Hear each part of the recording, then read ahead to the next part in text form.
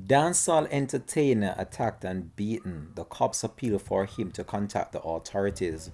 Hi again and welcome. This is Links 007 TV News Report, and we'll be right back with the full and exclusive details to come. Welcome to Links 007 TV News Report, providing you with the best in local and international news updates.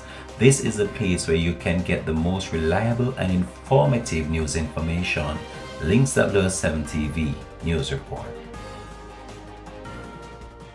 Welcome back and thanks for joining us. This is Links 007 TV News Report.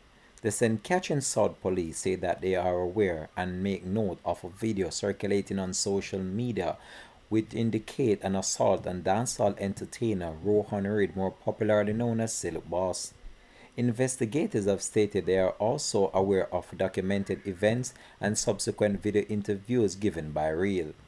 The police in a release say that they are urging Reid to make contact with detectives at the Portmore police station immediately. He may visit the station, which is located on Burton Park Main Road in Portmore, St. Catherine. Alternatively, they can be contacted at 876-949-8422. The police are making this special appeal to Silk Boss. This has been Links 007 TV News Report. Thanks for watching.